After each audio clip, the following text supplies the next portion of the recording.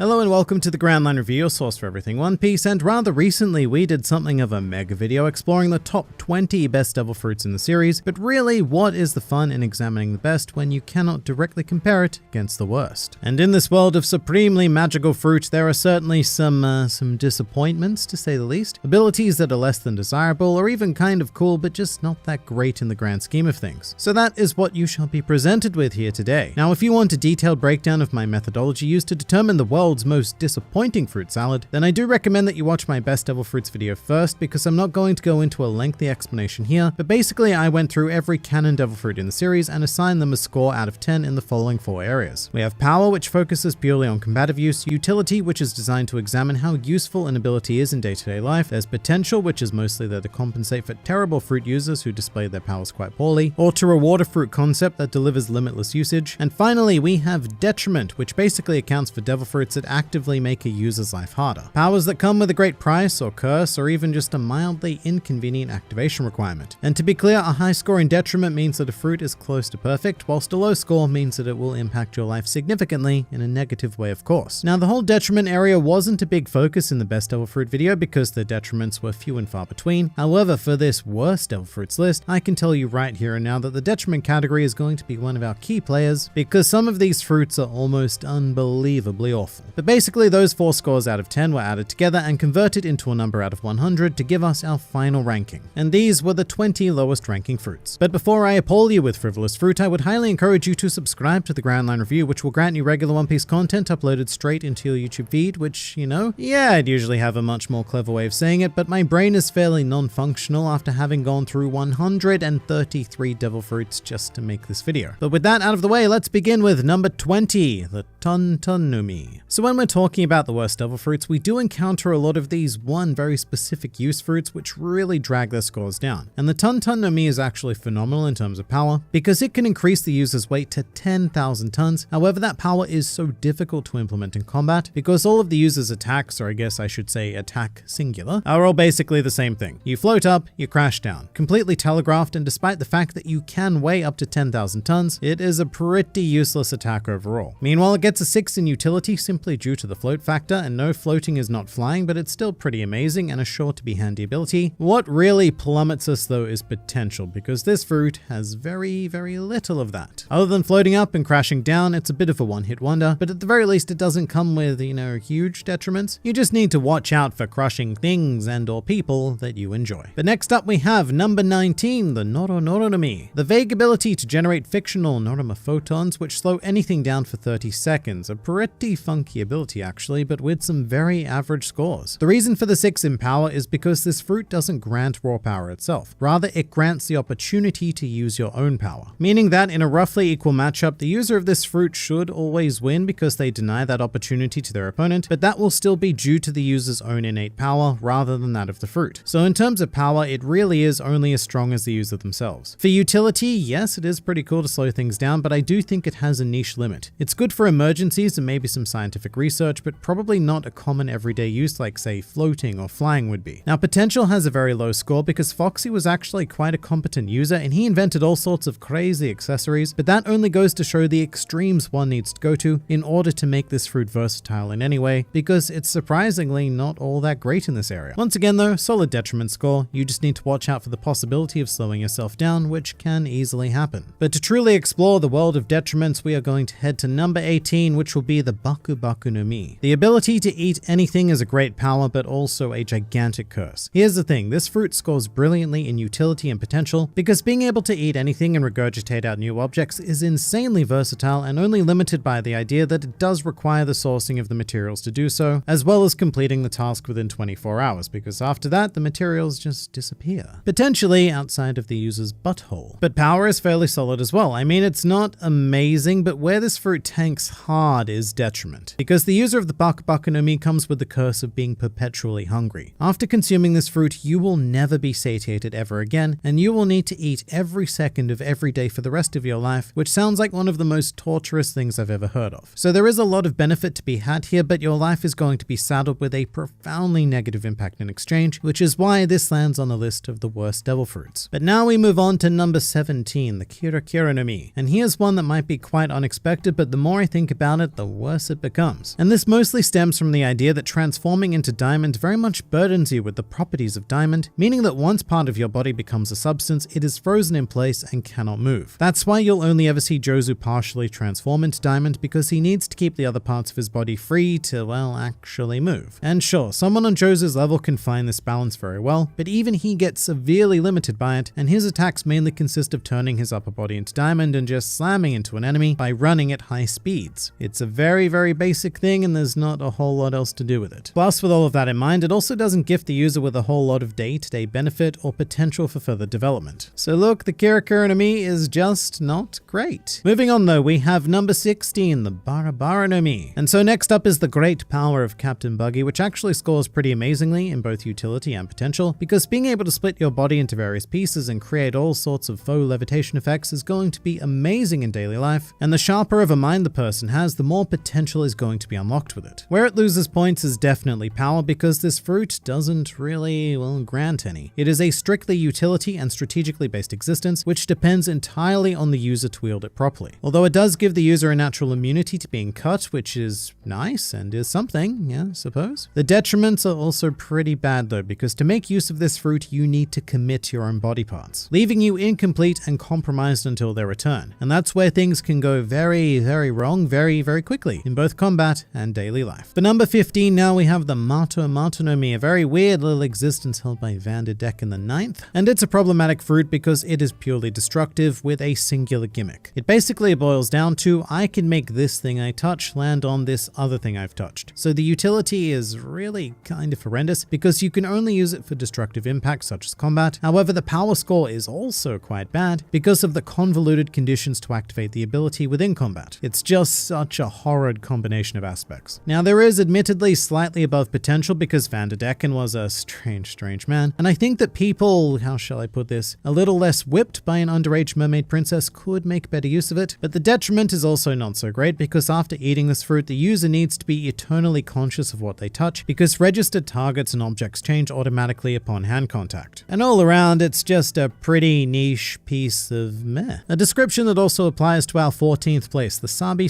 no Mi, the ability to rust things, which is, well, yay. Look, admittedly, it was fantastic on that one time when Shu used it to immediately destroy one of Zoro's swords, and I should make it clear that we are examining the canon usage of the Sabi no Mi as well as every other fruit, which is relevant because in the anime there was a filler scene where Shu actually managed to use this power to rust Zoro's arm as well, and if that were possible, then I don't think the fruit would be on this list. However, in the manga, Shu has only been shown rusting metal objects, which makes sense, but also as a result, the power, utility, and potential of the Sabi no Mi all take a huge hit because they only operate well under very niche conditions and only for a singular destructive purpose. But on the bright side, I suppose this fruit has absolutely no detriment, so there is that. To 13th place now, we have our first Zoan fruit on the list and the beginning of quite a disappointing trend with the Kame no Mi, a fruit so amazing that Pacoms has only used it that one time for that very specific scenario. This fruit has one great benefit, which is the seemingly impenetrable shell of the total form. However, that doesn't help power or utility too much. The potential is, well, it's a middling number because I'm sure it can be used in ways that we haven't seen, but the detriments are also less than great because becoming a turtle will make you naturally slower and the transformation process, rather hilariously, makes you lose all of your clothes due to the shell, thus transforming you into a naked, shell-bound turtle. Back to Paramecia Town. Now in 12th place we have the Ori no Mi, another niche paramecia which grants pretty incredible power actually, allowing you to encage anyone you touch, which in the large majority of combative situations would be a one-hit victory really, although assumedly the strength of the bindings are fixed because they become iron shackles or bars, so if you have an opponent who can break through such a thing, then well, you're pretty screwed, aren't you? To put it as bluntly as possible, the utility is horrible because this fruit can only be used for a single purpose. The potential is almost as terrible because the only thing it presents is the potential to do the exact same thing in a maybe different way, although it doesn't come with a major detriment other than keeping an eye out and making sure not to accidentally bind your allies. And this Paramecian onslaught will continue with 11th place, the Mero no Mi, a fruit which has found its absolutely perfect user in the series being Boa Hancock, but on its own is a kind of completely terrible existence. The thing about the Mero no Mi is that it only only actually functions if the user's target is physically attracted to the user themselves. And even then, the effectiveness is directly correlated with how much lust that target feels. So if you eat this fruit and you're, say, of fairly standard attractiveness, then you're going to see fairly underwhelming use. You really do need to be something of a universal sex symbol to access this fruit's potential, and that's just, well, it's probably not going to work for 99% of us. So it's a fruit tied directly to the personality and genetics of the user, which is why it sits at a balanced 50 out of 100, because it's a big, big gamble. And our number 10 spot also sits at an underwhelming 50 points, which is the Kilo Kilo no Mi, and this is exactly the same thing as the Ton Ton no Mi, which we've already covered, just much, much worse. So right off the bat, power is going to take a hit because the one attack it does have access to is still insanely difficult to perform, but this time its effect is also an order of magnitude less than the Ton Ton no Mi, so hooray. The utility is similar though, because floating is still pretty revolutionary, but both utility and the potential is lessened because there's less weight to work with when manipulating. And the detriment score is the same, leaving us with a very underwhelming fruit. However, there are at least 9 that promise to be even worse. Like our next contender, the Hoya Hoya no Mi, one of the strangest paramecias in existence. A fruit held by Charlotte Daifuku, where the ability is to summon a combat genie. So naturally, power does get a pretty solid score here. It's everything else that is the problem. Being a combat-driven genie, there's not a whole lot of room to use it in a truly versatile way, especially since the genie has a limited distance it can travel from the user. It's kind of like a JoJo stand in that regard, really. A close-range JoJo stand. But it also does have hilarious detriments, because to keep the genie in existence, the user has to perpetually rub themselves quite vigorously like a lamp, which is less than great for extended use, and in battle leaves the user completely vulnerable to attack. So it's a very, very bizarre fruit indeed. Just like number 8, the Chiyu Chiyu no Mi, which is basically the ability to turn your tears into healing powers for people and inanimate objects, which does sound kind of alright before we delve into it. I mean, for power, it gets an abysmal 1 because it does nothing for raw combative ability except the potential of being able to heal yourself. However, in order to do so, you need to activate the strict condition of crying, which might not be a very easy thing to do on the fly. And when you are using it in day-to-day life, it's a pretty morbid trade-off to need to bring yourself to tears every time you engage in its use. But here's the real kicker. To perform any sort of grand restorative acts, the user will lose part of their lifespan in exchange for said act. So that's wonderful. We basically have a fruit with no combative benefit, so utility, kind of meh potential with the idea in mind that you need to be crying even to access it, and the detriment of a lifespan cost, as well as general lifestyle effects from, all of the crying you'll be doing now. So I think I'm going to pass on this one. But traveling one step ahead to 7th position, we find ourselves back in the Zoan realm with the Inu Inu no Mi model Tanuki, a fruit that I'm sure most casual fans don't even realize exists. This fruit appears absurdly briefly in the series as Tenguyama's teapot, yes, a teapot, on Wano, and there isn't really a whole lot to say because even if it wasn't consumed by an object, the ability to become a raccoon and a raccoon-human hybrid is less than the greatest thing ever, significantly less, offering very little in the way of power, a tiny bit in utility, slight potential, but at the very least, I suppose no detriments. But it's not at all the kind of fruit one is hoping for when taking a bite from the mystery apple. And likewise, we have the Nagi Nagi no Mi in 6th place. The first fruit on this list with a power score of absolute 0 because it grants no raw power whatsoever. And yes, this fruit does have some use in the realm of stealthery, so it's pretty cool if you're an assassin or a spy, but that really is the narrow niche of it. And even then, the generated sound fields do not follow you. They are static creations, much like the room of the Ope Ope no Mi. So even in your very narrow niche department of use, it is still extraordinarily limited. And as much as Rocinante says that he does use the fruit to allow him to sleep better at night, pure silence is actually quite unnerving for most humans, and I don't think people realize just how prevalent sound is even in the most quiet of situations. In the end though, the Nagi Nagi no Mi simply is another very specific one sort of situation use fruit. It has no power, limited versatility, and even potential mental detriments, and that's why it does land pretty high up on this list here. But breaking into the illustrious, shameful top 5, we have a ridiculous creation known as the Gotcha Gotcha no Mi, which was used by Charlotte Nushi, one of the decuplets, which basically allows Nushi to merge himself with other people, which gets used to fuse all 10 Charlotte decuplets together, becoming this giant scythe-wielding thingo. And this is already quite problematic because on its own, the fruit does nothing at all. It requires the consensual assistance of other people to have any effect, and to truly reach a great effect, it requires a ton of people. And even then, what we saw of it in the series wasn't so great. As such, it's hard to rank according to power because I suppose the power could theoretically be infinite if you just kept absorbing tons and tons of people, but at the same time, we could also give power nothing because it doesn't do anything without the other people. And no other area makes up for that either. In fact, they make it much worse. Primarily due to requiring other people to do anything with the ability, but also if you were to merge with another Devil Fruit user, that could potentially even kill you. But still, it's not quite as bad as number 4, the Jake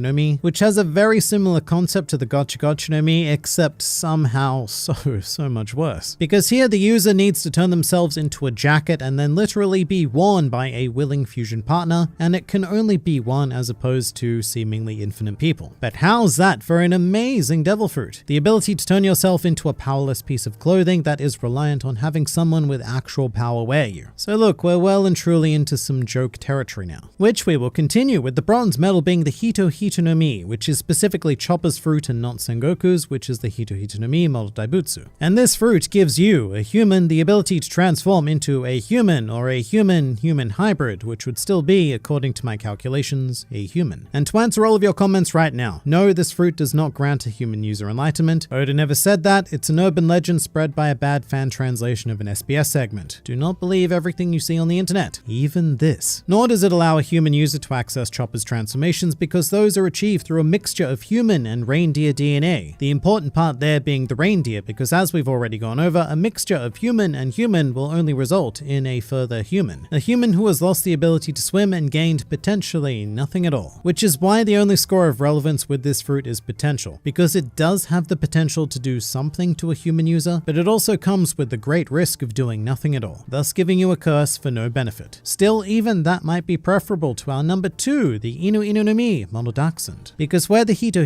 no Mi does nothing, this fruit actively has a mission to negatively impact you. Dachshunds are such fragile little beasts that were bred to hunt tunneling animals, so if you like squeezing through small holes, then hooray, because this is the fruit that will do things for you. But if you like doing literally anything else, then this fruit will hinder that, because activating any part of your beast form puts you at incredible physical risk of just rupturing your spine for no power benefit, no utility, and very minimal potential. I mean, you might be able to awaken it, but really, what is the awakening of the Dachshund anyway? This ability would be nothing but a bane on your existence, but at least it's not our number 1 contender, which is the Sarasara no Mi model Axolotl. And this fruit scores a rather impressive -5 point things because upon consuming it, you would never want to activate its power. Axolotls are water-bound creatures which cannot live on land. However, that's problematic because as a Devil Fruit user, you cannot activate this power in water lest you become an anchor and drown. It's the most useless Devil Fruit to have ever been created, and even in hybrid form, it will do nothing but cause detriment to a human user. 10 out of 10, highly not recommended, as with every other Devil Fruit on this list. But what do you guys think? Please do leave your thoughts in the comments below, or even join my Discord server. And if you'd like to see more videos like this, then please do go and check out some of my other content, or even subscribe to the channel for more glorious One Piece business uploaded straight into your YouTube feeds. But for now, this has been the Grand Line Review, and I'll see you next time.